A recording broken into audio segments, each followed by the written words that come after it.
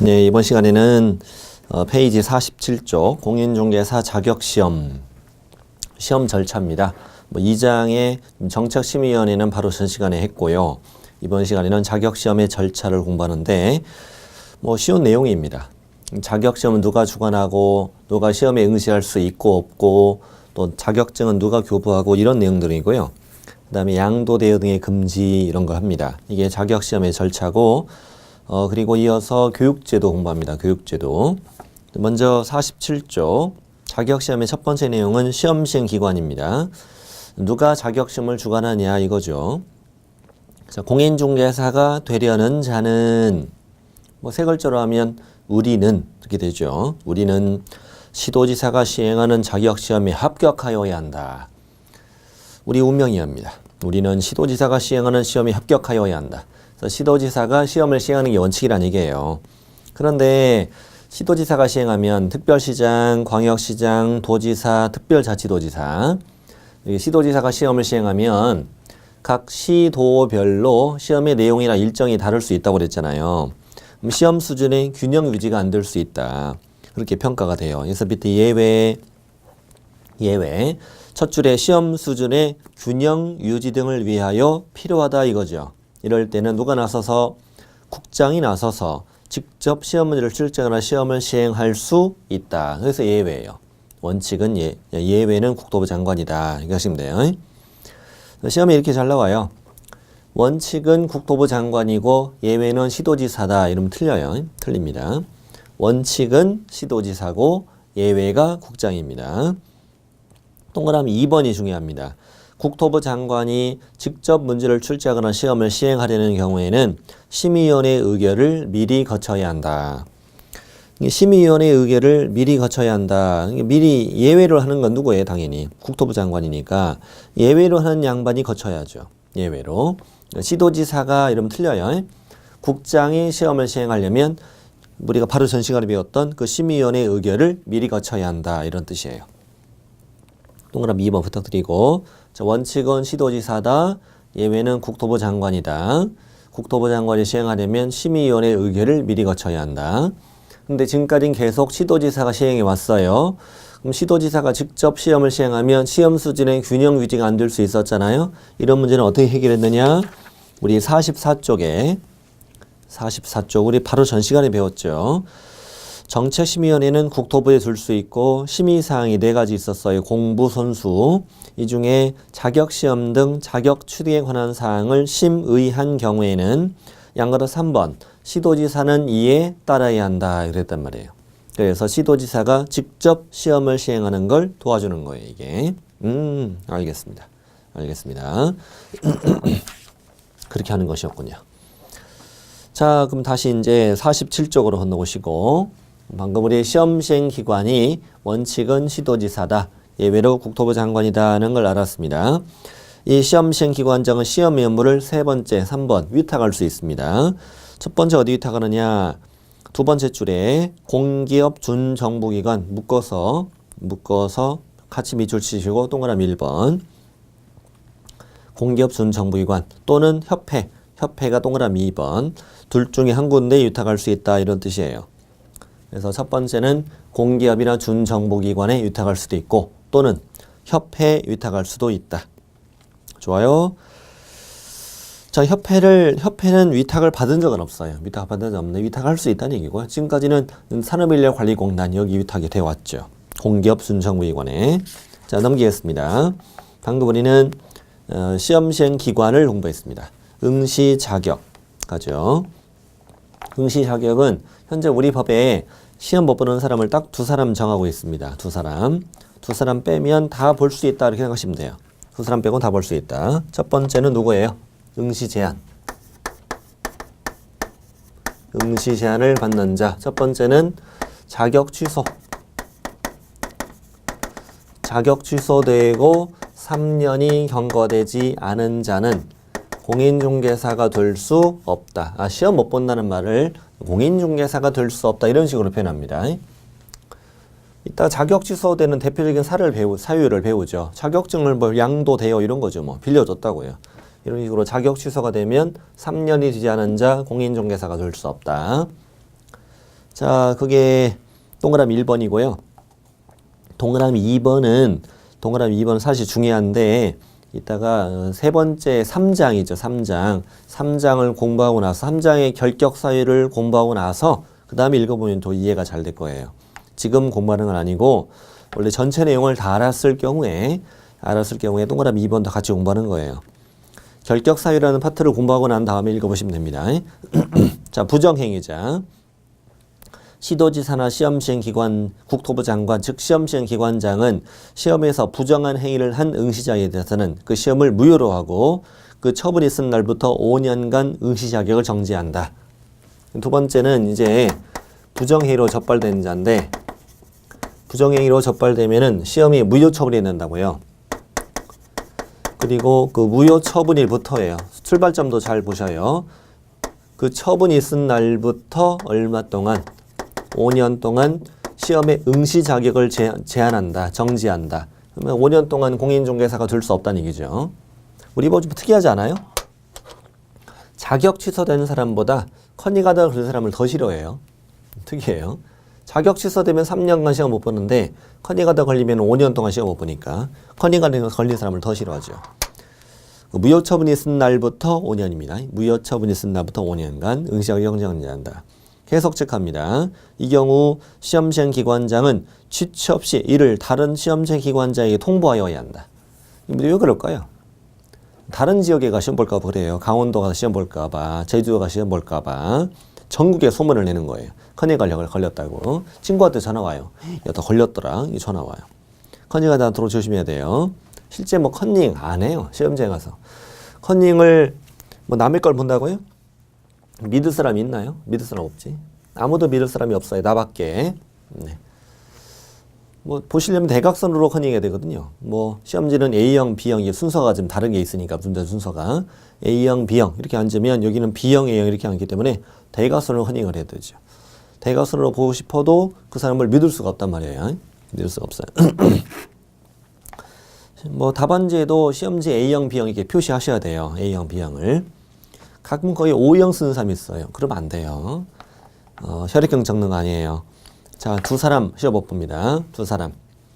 그리고 이 부정행위도 동그라미 2번도 나중에 결격 사유 같은 걸 공부하고 난 다음에 공부를 하시면 잘 됩니다. 여기까지 원래 다 알아야 되거든요. 현재까지는 이것만. 시험 못 보는 사람 몇 사람? 두 사람.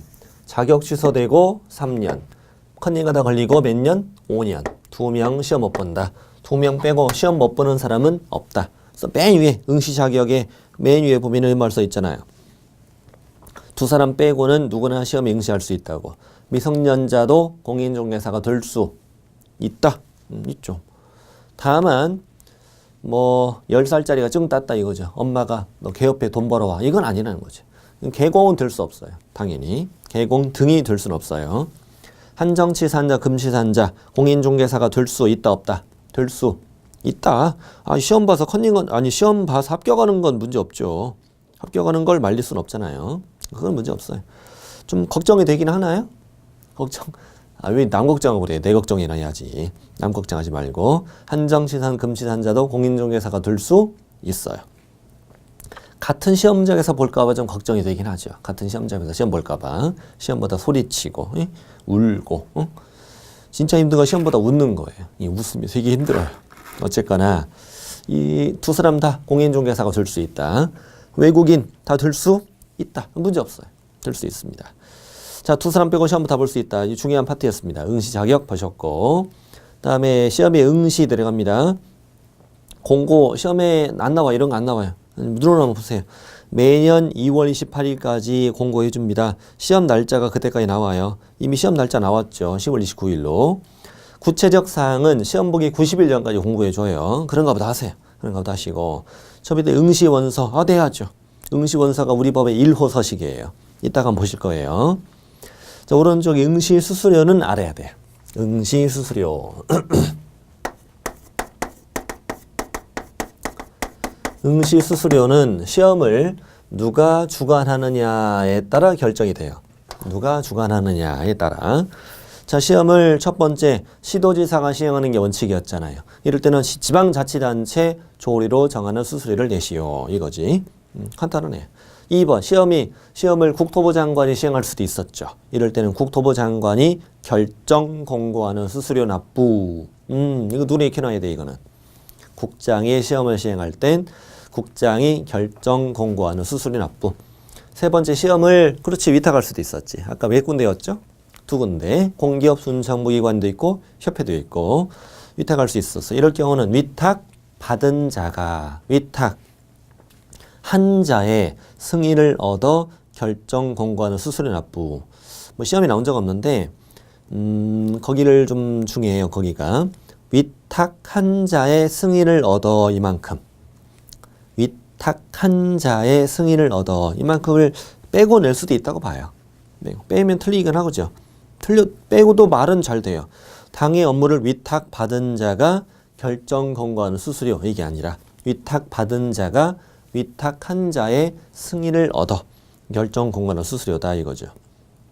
자, 응시 수수료 받고요. 밑에 반환도 일부는 좀 알아야 돼요. 별걸 다 물어봐요. 시험에 응시한 자가 응시 수수료를 납부하셨잖아요. 이럴 경우에는 다음에 해당하는 경우에는 국토부령에 따라 전부나 일부를 반환하여야 한다.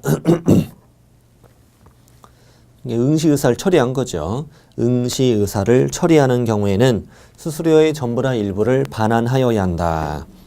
그 1번하고 2번은 그냥 지나가시고 별거 없고 그 다음에 그 3번에 보면은 접수 기간 내 접수 취소했다. 그러면 전부 돌려준대죠. 니을이 한번 나왔었어요. 니을. 4번이요. 4번. 접수 마감일 다음 날부터 7일 이내에 접수를 취소하면 60% 돌려준다. 접수 마감일 다음 날부터 7일 안에는 60%다. 그리고 5번 접수 마감일 다음 날부터 7일을 경과한 날부터 시험 시행일 10일 전까지는 50% 돌려준다. 4번하고 5번만 알면 돼요. 접수 마감일 다음 날부터 7일 안에는 60, 그 7일 경과한 날부터 시험 보기 열흘 전까지는 50. 그러니까 7일이 기준이네. 7일 앞에는 60, 7일 뒤에 시험 보기 열흘 전까지는 50 이렇게 돼 있네요. 7, 6, 7, 5. 7 앞에는 6, 7 뒤에는 5다. 시험 보기 열흘 전까지 돼 있었어 여기는. 이런 거 뭐 괜히 외워놔봐야 갈등만 생기니까 시험 보기 열흘 전에 외워두세요. 열흘 전에. 열흘 전까진 판이라도 건지꺼 이런 거잖아요. 이런 거 외워두지 마세요. 시험 보기 열흘 전에. 시험 보기 열흘 전까지 판이라도 건지꺼 이렇게 됩니다. 자, 수수료 반환 보셨고 다음 시험 시행 수수료 내셨으니까 시험 보셔야 되는데 그 시험 시행의 그 세 줄은 좀 자주 출제되니까 좀 익혀두세요. 시험은 매년 1회 이상 시행한다. 이상이지 이상. 그렇지 뭐 이상이라고 돼 있네요.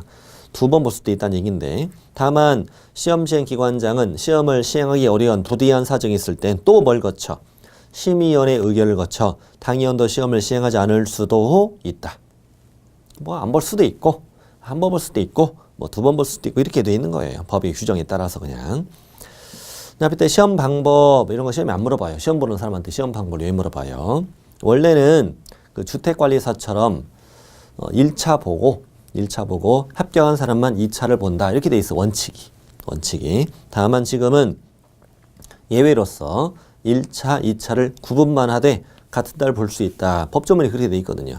이제 우린 예외로 보고 있는 거예요. 그냥 지나가시고 시험 과목도 다음 페이지에 여기 명시되고 있어요. 대통령령에 시험 과목도 있는데 다음 정보 2차 과목으로 바르게 묶인 것은 절대 그런 거 안 물어봐요. 걱정하지 마시고 그런 거 지나가세요. 일부 면제 다 한 얘기잖아요. 1차 합격하면 다음 회 한해서 1차 면제해 주는 거 다 알고 있고 자 밑에 출제하는데 출제위원 선정한다는 얘기인데 뭐 별거 없어요. 뭐 그런 거 왜 물어봐요? 안 물어봐요. 참고로 읽고 할게요. 시험시행기관장은 학식과 경험이 풍부한 자 중에서 출제위원을 임명토로 예촉한다. 출제위원 되려면 부동산 중개 업무와 관련 분야에 대해서 학식과 경험이 그냥 풍부해야 되는 거예요. 학식과 경험이 철철 넘쳐야 출제위원이 될 수 있어요. 밑에 출제위원의 의무 있죠, 의무. 이런 거 안 물어봐요. 왜 물어봐요? 자, 그냥 이것만 갈게요. 문제 출제, 선정, 검토, 채점상, 유의상, 준수사항을 성실하게 이행을 해야 된대요. 근데 만약에 이 시험의 신뢰도를 크게 떨어뜨리는 행위를 한 출제위원이 있는 거예요. 뭐 어떤 일 했길래 시험 문제를 돈 받고 팔아먹었나 보죠. 뭐 그럴 수도 있고 아주 엉터리 시험 문제를 낸 거예요. 다음 중 시험 과목이 아닌 것은 5번 중국어 이런 말도 안 되는 문제를 내가지고 시험을 개판 5분제로 만드는 거죠. 그러면 그 출제위원이 명단을 다른 시험 시행 기관장과 출제위원이 소속하고 있는 기관장에게 통보를 해야 돼. 통보하게 되면 3번 이 명단 통보된 출제위원은 앞으로 5년간 출제위원이 될 수가 없다는 얘기예요. 5년만 기억해 두세요. 그냥 혹시 모르니까. 아까 커닝하다 걸리는 사람은 5년간 시험 못 봤죠. 이것도 5년이에요. 부정행 아니 출제위원 5년. 시험에 왜 낸 적이 없느냐. 출제위원이 자기가 시험에 내기 때문이에요. 그래서 문제를 낸 적이 한 번도 없어요. 자, 밑에 수당도 주고 그래요. 자, 오른쪽에 이제 시험을 보셨고 이제 시험에 합격하는 합격자 결정 방법인데 그런 거 안 물어봐요. 왜 물어봐요? 1차 시험은 무조건 절대평가고 2차 시험은 절대평가 원칙으로 하고 상대평가를 예외로 할 수 있다. 이렇게 돼 있습니다. 참고하세요. 그냥 참고하시고 저 밑에 합격자 공고 보이죠? 합격자의 공고. 시험시행 기관장은 합격자가 결정되면을 공고해야 되겠죠. 공고하겠죠. 공고겠고. 뭐 공고하기 전에 이미 합격 여부는 시험 본 당일 다 알게 되죠. 시험 본 당일. 시험을 아침에 이제 보시고 2차 시험을 마치고 나오시면은 2시 반이에요. 오후 2시 반. 2시 30분에 이제 시험이 끝납니다. 완전히 끝납니다. 끝나고 이제 교문을 나서면 벌써 1차 정답은 나와 있습니다. 이제 원래 인력공단에서는 5시에 정답을 발표하거든요. 5시에 발표하지만 1차 교수님들이 열심히 풀어가지고 여러분 2차 시험 보시는 동안 1차를 열심히 풀어가지고 1차 정답을 2시 반까지 만들어가지고 이제 교문 앞에서 어떤 학원들에서 나와서 복사해 나누기도 하고요. 전화번호 입력 같은 거 홈페이지나 이런 데 해놓으면은 그 문자도 쏴주고 그런 서비스도 해주고 그래. 어떤 사이트는. 네. 어쨌건 2시 반 되면은 1차 정답이 나와요. 그래서 미리 서비스 같은 거 신청해 놓으시면은 2차 시험 끝나고 핸드폰을 딱 켜면은 1차 정답이 도착하죠. 도착하니까 교실에 그냥 앉으셔서 채점하시면 돼요. 채점하시면 엄청 떨려요. 엄청 떨립니다. 떨리고 막 개수 셀 때는 온몸이 후들거리고 그래요. 이렇게 해서 채점을 하셔요. 채점하시고 합격하시고 이제 귀가하시면 돼요. 기쁜 마음으로 귀가하시고 5시쯤 되면 5시에 이제 최종 정답이 발표가 되는데 보통은 저희들이 열심히 풀어서 2차도 한 4시 정도면 나와요. 4시 정도면. 그때 또 이제 채점하시는 거예요. 채점하셔서 5시 전에 최종 합격을 하십니다. 합격하시고 5시에 인력공단 정답이 발표되면 그때 다시 한번 확인해 보는 거죠. 확인해서 최종 합격하십니다. 한 다음에 신나는 밤 보내고 일요일 날 다음 날 푹 쉬시면 됩니다. 이렇게 해서 합격을 하시게 되는 거죠. 합격했는데 보니까 또 이 기쁨에 식구별로 다 채점을 새로 합니다. 채점하라고 하고 아빠도 한 번 하고 아들도 한 번 하고 딸도 한 번 하고 이렇게 채점해요. 채점할 때마다 약간 다르긴 합니다만 거의 합격은 하실 거예요. 합격하시고 다음 날 이제 채점을 해보니까 전날 기뻤는데 1차도 60점, 2차도 60점이야. 그럼 수석이죠. 이게 이제 곧 수석인데 최소의 노력을 합격하신 거잖아요. 합격하신데 다만 이제 합격자 공고는 한 달 후에 하거든요. 한 달 후에 하니까 그때까지 마음고생을 하시는 거예요. 60점을 합격을 하면은 하나만 마킹을 잘못해서 난 떨어지게 되니까 마음고생을 좀 하세요. 한 달 동안 악몽을 꿔요. 매일 밤 악몽 꾸고 새로 시험 보고 막 그래요. 새로 시험 보고 어떤 날은 악몽에서 꿈에서 출제자가 쫓아오기도 하고 막 그래요. 너 이름 안 썼지. 너 오형 썼지. 이런 거. 네. 그리고 좀 마음고생을 하고 살도 쭉쭉 빠지고 그렇죠. 식욕부진 불면증에 시달리고 한 달 정도 지나면 사람 반쪽 돼요. 거의 반쪽 되고 드디어 이제 한 달 있다가 합격자를 공고하게 되죠. 공고하게 되면 기쁨은 10배. 기쁨 10배에다가 이제 다이어트 성공하게 됩니다. 이렇게 해서 기쁨 10배와 이 다이어트 성공하는 방법은 몇 점 받기? 60점 받기라고 생각하시면 돼. 이렇게 하고 이제 기쁨은 엄청 기뻐요. 다음 페이지 가십니다. 이렇게 또 기쁨은 잠시 또 이루어지고 또 자격증을 교부하게 돼요. 다음 페이지. 자격증 교부가 중요합니다. 자격증 교부와 재교부. 자, 52쪽 들어갑니다. 자, 1번. 시도지사는 합격자에게 국토교통부령이 정하는 바에 따라 공인중개사 자격증을 교부하여야 한다. 그 국토교통부령에 따라 이런 표현도 시험에 나와요. 그 자격증, 이게 서식이잖아요. 모든 서식은, 법에서 사용되는 모든 서식은 국토교통부령으로 정하게 됩니다. 국토교통부령으로 정하게 된다. 모든 서식은 그래요, 다. 법에서 사용되는 모든 서식은 다 국토교통부령에 정해져 있어요. 그러니까 시도지사는 합격자에게 국토부령에 따라 자격증을 교부하여야 합니다. 자, 동그라미 2번. 시도지사는 합격자 공고일부터 1개월 이내에 그 다음 줄 자격증 교부대장에 기재하고 합격자에게 자격증을 교부하여야 한다. 자격증은 누가 준다고요? 시도지사가 중요해요. 자격증은 시도지사가 교부하는 것이 별표예요. 별표. 국토부 장관 틀려요. 서울에서 받으면 서울특별시장 이렇게 나오고 경기도는 경기도지사 이렇게 나와요. 그래서 시도지사가 자격증을 교부하는 게 중요하다. 각 시도별로 공인중개사를 관리하는 것이 목적이기 때문이에요. 국토부 장관이라고 찍혀 나오면 폼은 더 나죠. 폼은 더 나는데 관리가 어려워요. 경기도지사 이 정도는 찍혀 나와야 폼도 나고 관리도 편하고 이런 뜻이죠. 관리도 편하고. 그보다 더 밑으로 찍히면 좀 품위가 안 떨어져요. 품위가 떨어집니다. 무슨 동장 받기 싫잖아요. 받기 싫죠. 자, 시도지사가 자격증을 교부한다.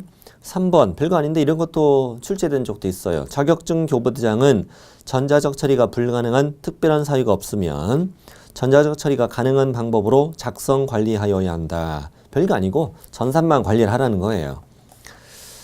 자, 자격증을 교부하였습니다. 교부하였고 시도지사가 주는 게 중요했고 밑에 재교부. 자격증을 잃어버렸거나 못 쓰게 되면 국토교통부령에 따라 재교부를 신청할 수 있습니다. 재교부 신청서도 국토교통부령에 있기 때문이에요. 모든 서식은 국토부령에 있다고 그랬죠. 재교부 신청서도 국토교통부령에 있어요. 동그라미 2번. 재교부를 신청할 때는 이 재교부 신청서를 어떤 시도지사에게 자격증을 교부한 시도지사, 이 단어가 중요해요. 자격증을 교부한 시도지사에게 재교부를 신청해야 돼요. 예를 들어서 내가 경기도지사로부터 자격증을 받았는데 서울로 이사 가다가 잃어버렸다는 거지. 트럭에서 정액제 달라고 그랬대. 잃어버렸어. 그러면 서울시 가서 달라고 하느냐? 그게 아니라 처음에 받았던 데 가서 교부한 시도지사에게 재교부를 신청합니다. 자, 재교부 이런 거 나올 때 항상 수수료도 나중에 낸다고 배워요. 지자체, 조례로 정한 수수료 납부. 다음 밑에 이제 양도 대여등 금지. 양도 대여등 금지다. 별거 없어요. 저 밑에 이제 본문 들어가시면 돼요. 밑에 이제 원래 법조문 7조에 있는 건데, 자, 공인중개사는 다른 사람에게 자기의 성명을 사용하여 중개 업무를 하게 하거나 끊으시고 자격증을 양도 대여해서는 안 된다. 다른 사람에게 내 이름을 사용해 중개업을 하게 하면 안 되고 또 자격증을 양도하면 안 되고 대여하면 안 된다. 이걸 위반하면 뭐 준대요? 자격 취소 준대요. 자격 취소에다가 1년 이하의 징역 또는 1,000만 원 이하의 벌금에 처한다. 이렇게 돼 있네요. 좀 용어 좀 많이 해두세요. 이제 처음 나온 거니까. 자격 취소 이런 걸 행정처분이라고 해요. 행정처분. 징역형이나 벌금이야 이런 걸 행정형벌이라고 하죠. 행정형벌. 이 두 개 다 주는 걸 우리가 병과라고 해요. 병과. 자격 취소는 시도지사가 줄 거 아니에요. 시도지사. 시도지사. 자격 취소와 징역 벌금 이건 법원의 재판을 통해서 징역이나 벌금을 받게 돼요. 두 개 다 받는 건 아니에요. 징역 또는 벌금. 두 개 다 받는 거니까 이 사람 세게 받으면 자격 취소와 징역. 약하게 받으면 자격 취소, 벌금 이렇게 되는 거죠. 이게 다 받는 걸 병과라고 해요. 그래서 동그라미 3번 중요한 단어예요. 중요한 문장 이런 것도 행정처분과 행정형벌을 병과할 수 있는 사유라고. 이 사유가 행정처분과 행정형벌을 병과할 수 있는 사유. 자, 오른쪽에 양수 등 금지갑니다. 누구든지 다른 사람의 자격증을 양수, 대여받아 이를 사용하면 안 된다. 이건 빌린 자죠. 빌린 자니까 행정처분은 없어요. 행정처분 자격 취소는 당연히 없고 형벌만. 1년 이하 징역이나 1,000만 원 이하 벌금에 처해진다.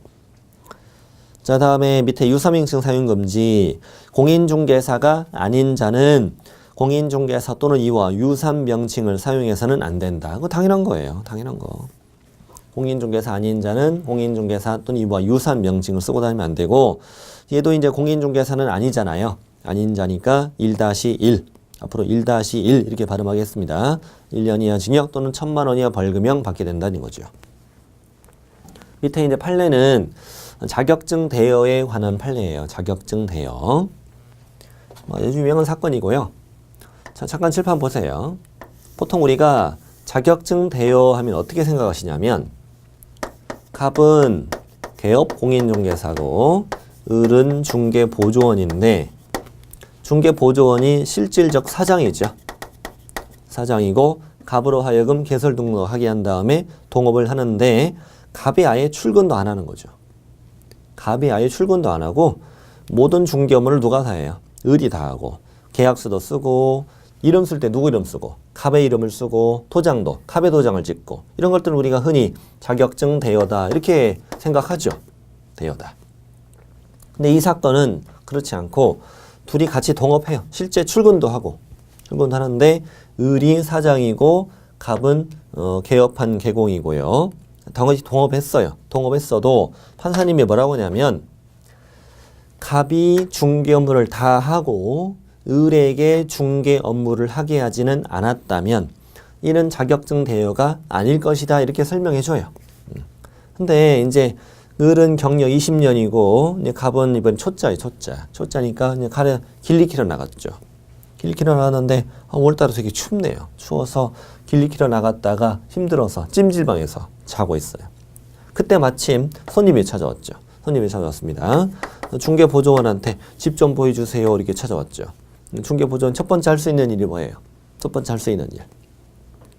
커피부터 타야죠. 커피. 예의가 있죠. 커피 타주고, 그 다음에 집 보여주고, 집을 보여줬더니 당장 계약을 하겠다네. 그래서 이제 사무실 왔죠. 사무실 와서 계약서를 꺼내서 쓰려고 해요. 그래서 갑한테 전화했죠. 전화했더니 안 받아. 자고 있잖아 지금. 어쩔 수 없이 계약서를 작성했습니다. 누가? 을이 작성을 했습니다. 을이 계약서를 작성했습니다. 프린트로 뽑았게요? 볼펜으로 쓸게요? 당연히 프린트로 뽑았지. 언제 요즘엔 다 볼펜 안 쓰잖아요. 프린트를 뽑아야 또 내가 쓴 티가 안 나지요. 이렇게 해서 밑에를 비워놓고 마침 그때 갑이 얼굴이 뿌셔셔서 들어왔잖아요. 갑으로 하여금 직접 이름을 쓰게 하고 인장으로 날인을 하게 한 거예요. 자필로 이름 쓰고 인장 날인을 하게 돼 있거든요. 그럼 이 계약서를 외관상으로 본다면 누가 중개 업무를 수행한 것처럼 보여져요. 갑이 중개 업무를 수행한 것처럼 보여지잖아요. 그러나 실질적으로 중개 업무를 수행한 건 누구예요? 을이지, 을. 그러면 자격증 대여냐 아니냐에 대한 판단은 당연히 외관상 실질적 어떤 걸로 판단해야 돼요? 실질적으로 판단해야 하죠. 그러니 이는 자격증 대여에 해당한다는 결론이 나오게 될 거예요. 자, 읽어보겠습니다. 일단은 1번은 믿질 않셔도 됩니다. 어려운 말 아니니까. 자, 공인중개사가 무자격자로 하여금 그 공인중개사 명의로 개설 등록을 마침 중개사무소에 자금을 투자하고 경영에 관여하게 하였더라도, 동업했다 이거죠. 동업했을지라도 공인중개사 자신이 부동산 거래 중개 행위를 수행하고 무자격자로 하여금 공인중개사 업무를 수행하도록 하지 않는다면 등록증 자격증 대여에 해당하지 않는다 이렇게 얘기해줘요. 한편 지금부터 중요해요. 자격증 대여에 대한 판단 기준. 무자격자가 공인중개사의 업무를 수행했는지 여부는 외관상 공인중개사가 직접 업무를 수행하는 형식을 취하였는지 여부에 구애됨이 없이 그렇게 판단할 것이 아니라 실질적으로 무자격자가 공인중개사의 명의를 사용하여 업무를 수행하였는지 여부에 따라 판단하여야 한다. 네, 외관상으로 판단하지 말고 실질적으로 판단하라 이런 말이었어요. 자, 결론. 결국은 공인중개사가 스스로 몇 건의 중개 업무를 직접 수행한 바가 있더라도 가 거래 성사시켜 작성한 계약서에 공인중개사가 인감을 날인했잖아요. 여기에는 자신이 직접 공인중개사 업무를 수행하는 형식만 갖추었을 뿐 실질적으로는 무자격자로 하여금 자기 명의로 공인중개사 업무를 수행하도록 했으니 이는 자격증 대여에 해당한다. 좋아요. 이런 대판이었습니다. 유명한 대판이었고 밑에 있는 사건은 2번 사건은 또 이어지는 사건이에요. 무자격자가 한 건 더 걸린 거예요. 재수 됐다 없었던 거죠. 이 사람은 이 무자격자가 명함을 팠는데 명함의 상호는 부동산 뉴스였대요. 거기 부동산 뉴스가 상호였대요. 근데 본인의 직함을 공인중개사라고 쓴 건 아닌데 대표라고 썼대. 대표. 이 대표라고 기재한 것도 공인중개사와 유사한 명칭을 사용한 것에 해당하느냐 이걸 하는 내용이에요. 이다 이거죠. 어디 부동산 뉴스 대표 이렇게 얘기하면 사람들은 공인중개사를 오해할 소지가 있잖아요. 그래서 부동산 뉴스 대표도 뭐다? 공인중개사와 유사한 명칭에 해당한다. 이렇게 문제 푸시면 돼요. 자, 이렇게 해서 공인중개사 시험 제도를 마쳤어요. 응시 원서가 다음에 1호 서식에 있고요. 오른쪽에 3호 서식은 공인중개사 자격증 서식 있어요. 서식. 어차피 받으실 거니까 성명 쓰시고 생일도 쓰시고 사진도 붙이세요. 붙이셔서 잘 책에다 걸어 놓으시면 되겠어요. 이걸 오리면 안 되겠구나. 다음 페이지도 공부하셔야 되니까. 네. 잘 복사해서 책상에 걸어 놓으시면 되겠어요. 자, 이제 교육제도 가겠습니다. 56쪽의 교육제도는 역시 꼭 나옵니다. 문제가. 최근에 교육제도가 많이 또 강화됐거든요. 최근 몇 년간 많이 강화돼서 꼭 문제가 출제가 되고 있습니다. 일단 대표적인 그 세 가지를 먼저 보실 텐데요. 실무교육과 오른쪽에 연수교육과 그 다음 쪽에 이제 직무교육 세 가지를 먼저 보실 텐데요. 자, 실무교육, 직무교육 이걸 먼저 볼게요. 자, 안 적으셔도 돼요. 직무교육은 중개보조원이 받는 교육이에요. 중개보조원이 되고 싶을 때 미리 받는 거예요. 미리. 고용신고일 전 1년 이내 미리 받는다 이렇게 배워 있다가 중개보조원만 직무교육을 받아요. 나머지는 전부 다 실무교육을 받아요. 모든 공인중개사들은 이게 다 받는다는 거죠. 모든 공인중개사들, 그다음 법인의 대표자, 임원, 사원, 전원 다 분사보다 책임자, 아무튼 중개보조원 빼고는 전부 다 실무교육을 미리 받아야 돼요. 개공되기 전에, 소공되기 전에 다 미리 받아요. 실무교육을 받은 애들은 현업 중에 계속 연수교육을 받아야 돼요. 현업 중에 계속 받는 교육이 연수교육이죠. 우리 직장 다니면서 연수 받는다고 그러잖아요. 그래서 연수라는 표현이 잘 어울리죠. 자, 합니다. 이제 56페이지 실무교육 가겠습니다. 실무교육은 일단 그 네 줄 한번 읽어보고 갈게요. 네 줄은 믿지는 않셔도 돼요. 중개사무소 개설 등록을 하려는 자, 법인은 사원 임원을 말하고 분사무소라면 분사무소 책임자를 말한다. 이 사람들은 등록 신청일, 분사무소라면 설치 신고일 전 1년 이내에 시도지사가 실시하는 실무교육을 받아야 하는데 실무 수습도 받아야 한다 이렇게 되어 있네요. 즉 등록하는 자, 법인의 사원 임원, 책임자 이런 사람들은 실무교육도 받고 실무수습도 받아야 된다는 얘기예요. 실무수습도. 자, 밑에 이제 들어갑니다. 구체적 내용으로 실시기관, 실무교육 실시권 누구예요? 실시기관은 시도지사다. 실시권자는 시도지사. 예를 들어 경기도라면 경기도지사가 주관해요. 경기도지사가 주관은 하되 주관만 하고 도청에서 하는 게 아니고 보통 이제 협회나 부동산 관련하고 있는 대학이나 이런 데다가 위탁해서 실시하는 말이에요. 자, 대상자 갑니다. 대상자는 아까 말씀드렸듯이 중개보조원 빼고 다 받는다고 생각하시면 간단해요. 자, 1번 1번. 중개사무소 개설 등록을 신청하려는 자, 공인중개사죠. 이 자는 등록 신청일 전 1년이네. 아, 오늘이 등록 신청일이면 거꾸로 1년이네다. 거꾸로 1년이네. 만약에 실무교육을 받았어. 실무교육을 받았는데 1년도 넘게 등록을 못했어요. 그럼 어떻게 해야 돼요? 실무교육을 다시 받아야 등록이 돼요. 그러니까 자격증을 따가지고 막 홧김에 받으면 안 돼. 기뻐가지고 받으면 안 되고 연중 수시로 있는 교육이니까 그때 일정에 맞춰 가시면 돼요. 2번. 법인의 경우는 사원임원 전원. 법인이 등록할 때도 실무교육을 받는데 사원임원 전원 다 받는다. 전원 다. 언제? 등록 신청일 전 1년이네. 전원 다 받는다. 주의할 점이 있어요. 오른쪽에 적혀 있는데 법인의 사원임원이라면 공인중개사이든 아니든 전부 다 받아야 돼요. 우리 뭐 저번에 공부했죠. 대표자는 공인중개사이 되고 대표자를 빼고 사원임원의 3분의 1 이상은 공인중개사이어야 한다고. 그러니까 공인중개사 아닌 자도 받아야 돼요.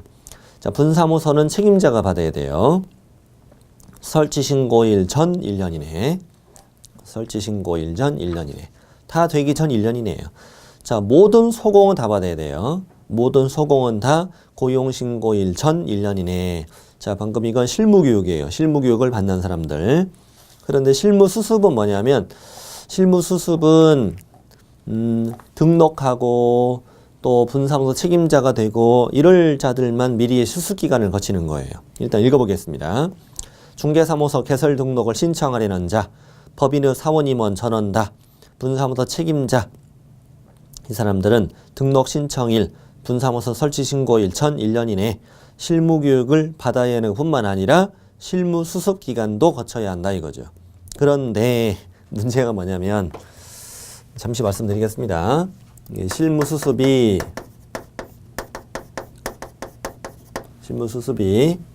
2016년 1월 29일자로 시행이 된다. 이렇게 1년 전에 공고는 했어요. 공고.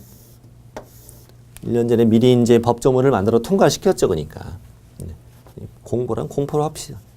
1년 전에 이제 새로 신설됐습니다. 법조문이 신설됐어요. 2015년 1월 29일자로 2016년 1월 29일자로 이 실무수습이라는 제도를 시행하겠다.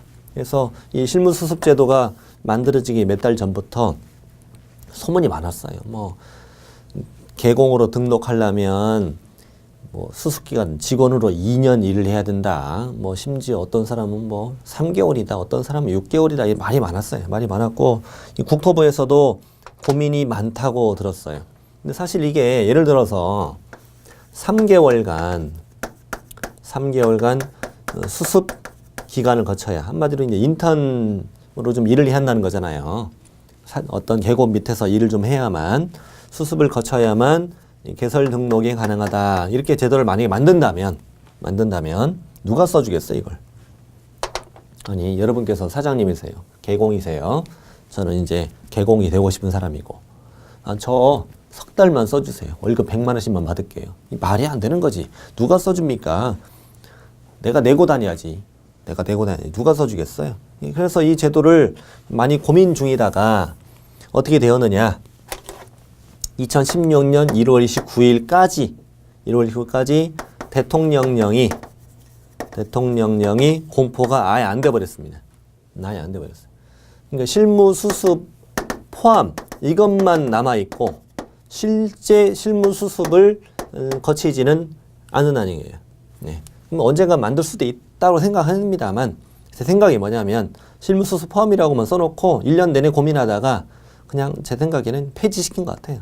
뭐 실제로 법조문은 남아있으니까 실무 수습 기간도 거쳐야 한다라고 시험에 답은 하셔야 되지만 실제 실무 수습 제도가 시행이 안 됐습니다. 네. 그렇게 말아두세요. 그냥 다행이죠. 어쨌거나 실무 교육도 받아야 되고 실무 수습도 거쳐야 되는데 실무 수습은 실제로 현재 하지는 않는다는 거죠. 어쨌거나 등록할 사람들 사원임원 될 사람들, 책임자가 될 사람들은 실무교육도 받고 실무수습도 거쳐야 된다고요. 소공될 사람은 실무수습이 아니에요. 소공이 되는 것이 실무수습이에요, 이게. 원래는.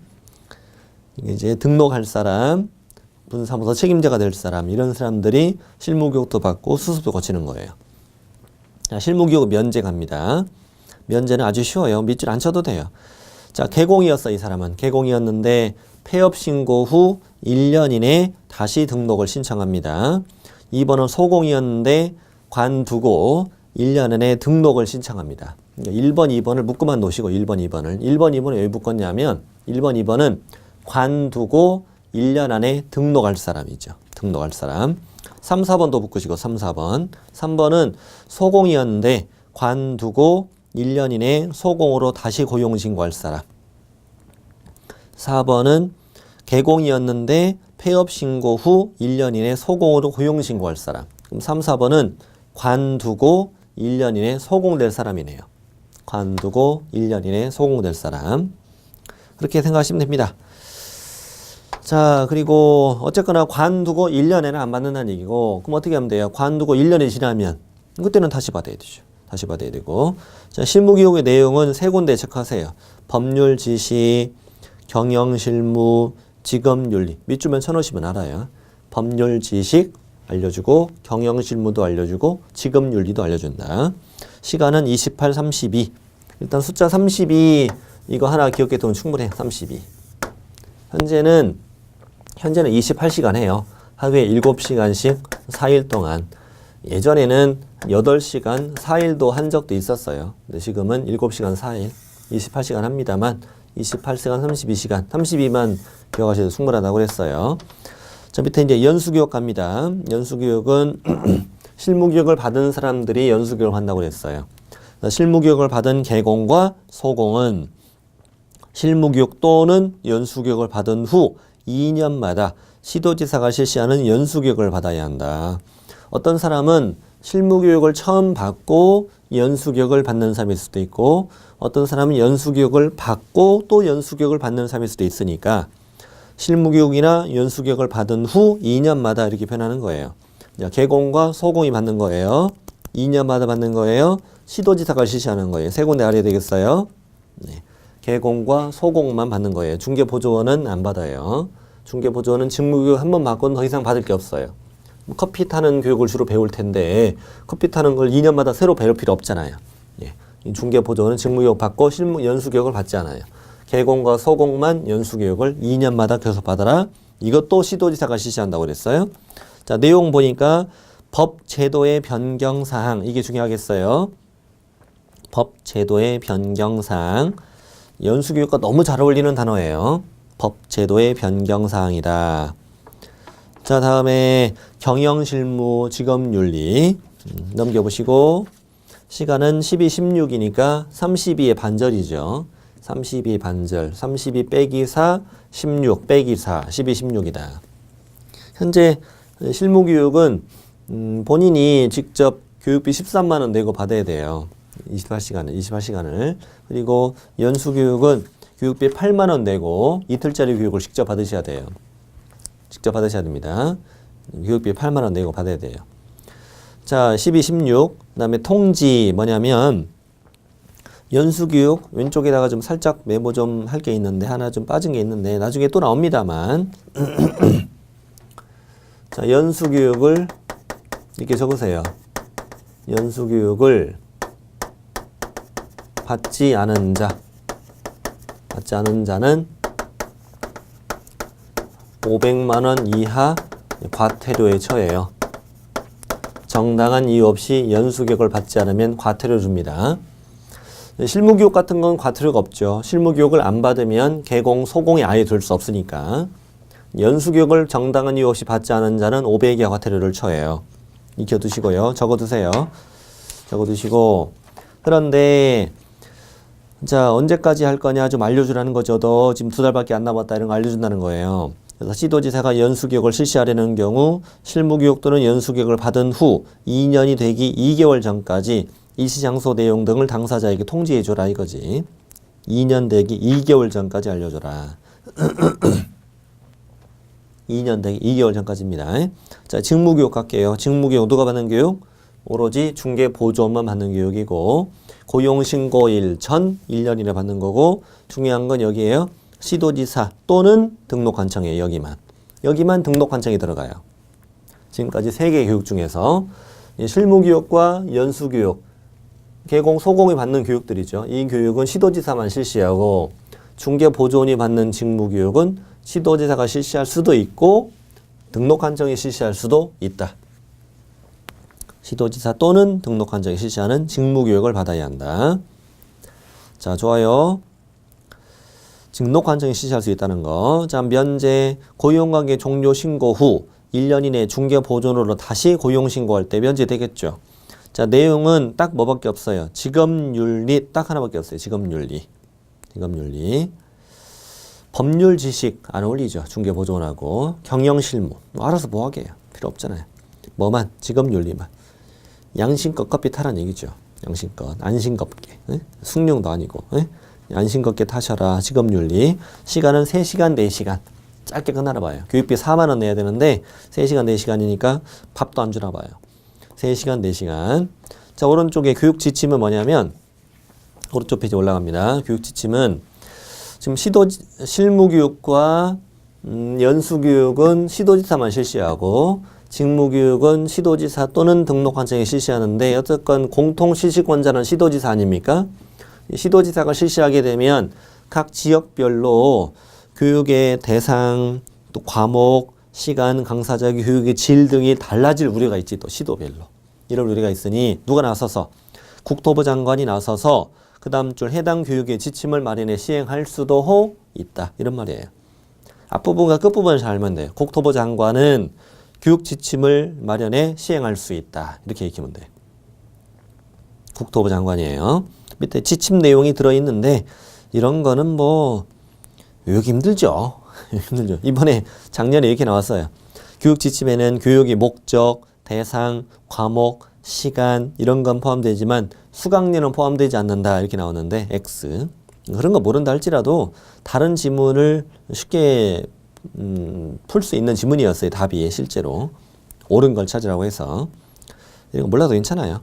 자, 이런 것들이 교육 지침의 내용이라는 얘기입니다. 자, 5번. 큰 5번이 마지막 교육입니다. 이번 시간 마지막 내용이고 사고 예방 교육이다. 사고 예방 교육이 작년에 신설됐어요. 작년 2015년에. 자, 거기 밑줄세 국토부 장관, 시도지사 및 등록관청. 국장, 시도지사 및 등록관청. 아까와 사뭇 다르죠? 세 분이 다 함께도 가능하고요. 국토부가 주관할 때는 국장, 시도지사, 등록관청이 같이 하는 거죠. 뭐 서울의 일부 지역과 경기 일부 지역 같이 하고 싶을 때. 또 시도지사가 주관할 수도 있죠. 경기도의 이 지역과 이 지역. 경기도지사가 주관해서 등록관청과 같이. 근데 등록관청만 할 수도 있는 거죠. 그래서 국장, 시도지사 및 등록관청이 다 함께 가능하다는 얘기예요. 다 함께 그 다음 줄 개공 등.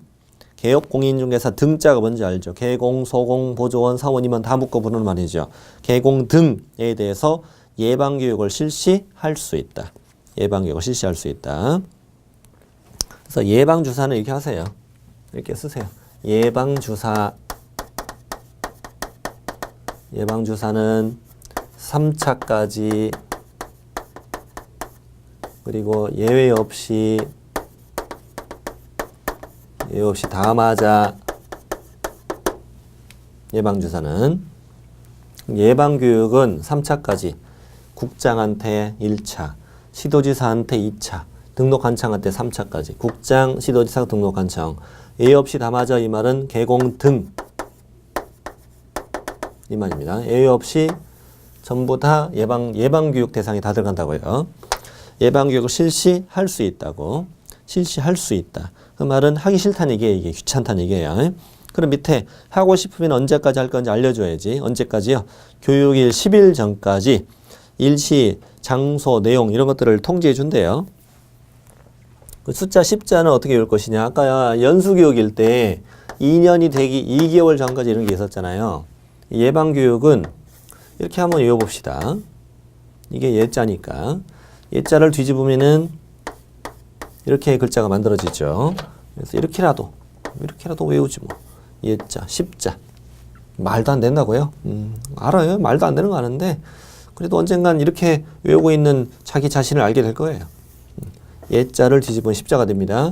예자를 보실 때 동그라미 하나, 짝대기 하나가 반짝거립니다. 17점까지 통지해줘라. 자, 교육비 지원도 알아두세요. 1번 국장, 시도지사 및 등록관청은 개공 등이 예방교육을 받는 경우에는 대통령령에 따라서 필요한 비용을 지원할 수 있다. 앞에 있는 교육들은 안 그래요. 앞에 있는 교육에 실무교육, 연수교육, 직무교육은 본인이 돈 다 내고 받아야 되고요. 예방교육만 교육비를 지원할 수 있다는 얘기예요. 교육비만. 이 교육만. 다른 건 안 되고요.